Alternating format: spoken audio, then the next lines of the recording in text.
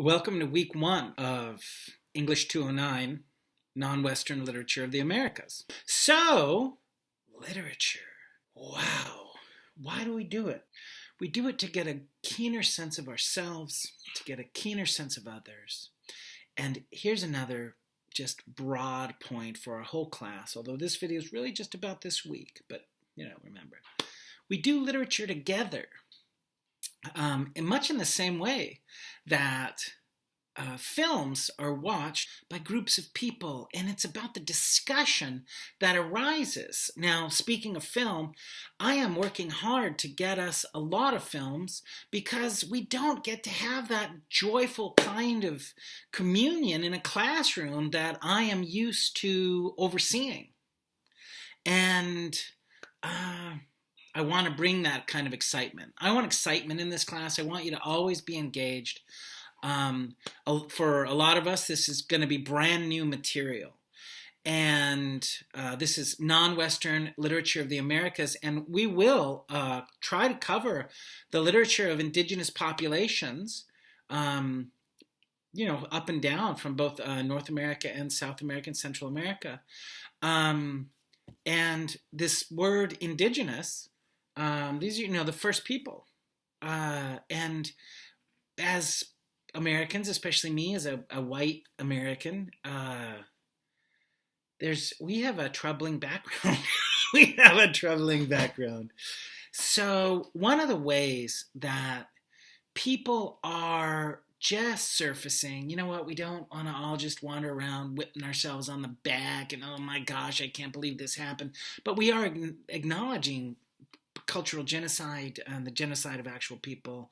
That's part of this class. You can't get over it. And in fact, when we get to the Aztec literature, you will see poems written directly about that particular conquest and massacre, like by actual people who were living it. Those descriptions are 100% from the Aztecs. Totally unmodified. A lot of the work that we'll look at does come through filters to us because, well, the Mayans, their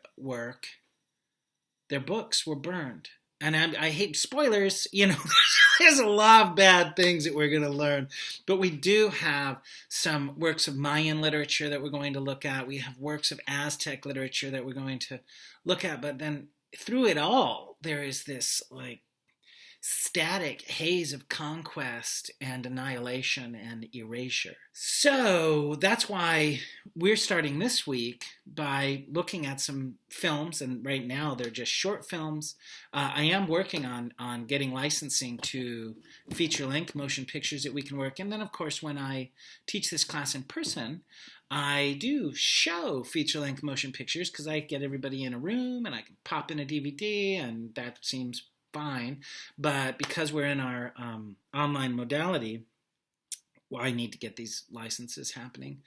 And we'll do what we can do. Until then, though, we do have a lot of material to look at. We're going to enjoy, when I say literature is something that we all do together, this particular course is probably going to be somewhat form heavy. But I hope that you'll just see form heavy. Facebook is form heavy. Some of you are throwing up. But, other sites that you like, even the Discord servers are forum heavy. It's just an opportunity for kind of a linear or nonlinear discussion among people with points of views, and listen, and just I know I don't even need to say this, but we're always going to keep our conversations with one another cool, civil, kind, loving, compassionate. That's just the expectation here. Again, this is just the week one video, so let me just go and take a peek at some of our links that we're going to be looking at this week, and just wanted to. So we're going to be, the due dates, right? So you'll see that every link during our class will have it say due Monday, due Tuesday, due Wednesday. That's for me pretty much a guideline. I say if you're in the course and you have time to do some of that work early, please just do that work early. Just get in there. So early is better. than late, obviously, because we are sort of a living story. We're living a story. As a matter of fact, everything that you contribute to the forums is part of a living story.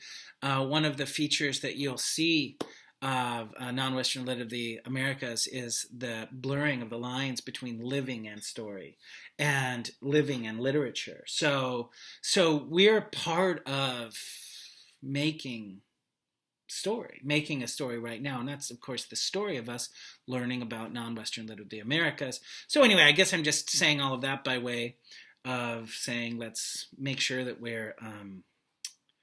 we're getting to these early and not late. There is some flexibility, but clearly we have a term and a certain set number of weeks. Time in non-Western literature of the Americas is an interesting feature, and it will be covered in a book that we'll start reading next week called Indian Tales. It's one of the greatest representations of time, and that's one of the reasons why I include it. But for this week, it's just going to be really simple, and it's inviting us to look at some short films by Native American filmmakers and directors, and just I've talked a little bit about the troubling history that the West has with our First Peoples of the Americas. One remedy that scholars and activists and people of good conscience have come up with to deal with the troubling history that we have with our indigenous populations is to make an acknowledgement called an Indigenous Land Acknowledgement.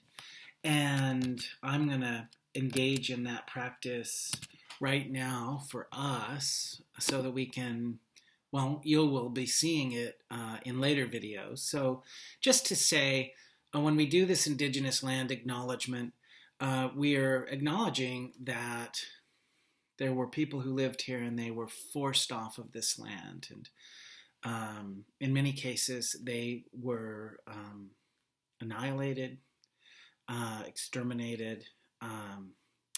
And so I just will say to you, this Indigenous Land Acknowledgement was written by scholars at OSU, and I'll use it because I'm not far from the campus. So I speak to you today from the traditional homelands of the Marys River, or the Ampinifu Band of the Kalapuya. Following the Willamette Valley Treaty of 1855, Kalapuya people were forcibly removed to reservations in Western Oregon. Today, living descendants of these people are a part of the Confederated Tribes of Grand Ronde Community of Oregon and the Confederated Tribes of the Siletz Indians. Now, we can do this about where we were born. We can do this about any place that we have lived. In fact, we'll have an assignment that will take you ultimately to native-land.ca, and that offers, it's an incredible, again, a living map that's being updated all the time, but it has to do with where indigenous tribes lived before the conquest. So with that, I would just like to say that I think we're going to have a great term. I have some great movies set up for you for this week. I have some great forums. As you have seen in previous videos that I have shared, you have my phone number. You can text me. You can call me. You can email me. I want to be present for you. I want everyone in this class to have as great an experience this term as we possibly can.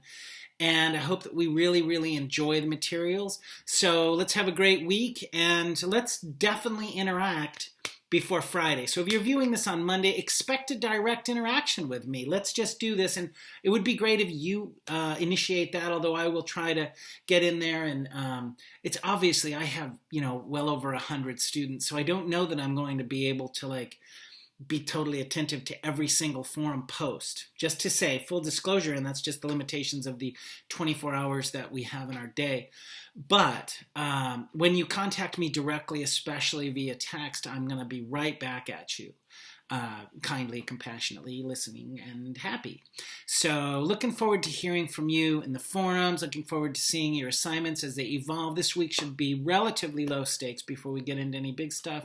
Just getting to know one another this week. So thank you so much for signing up for this class. Remember, it's going to be more about you than it is about me. And of course, it's going to be about non-Western literature of the Americas. All right, I'll see you in the forum.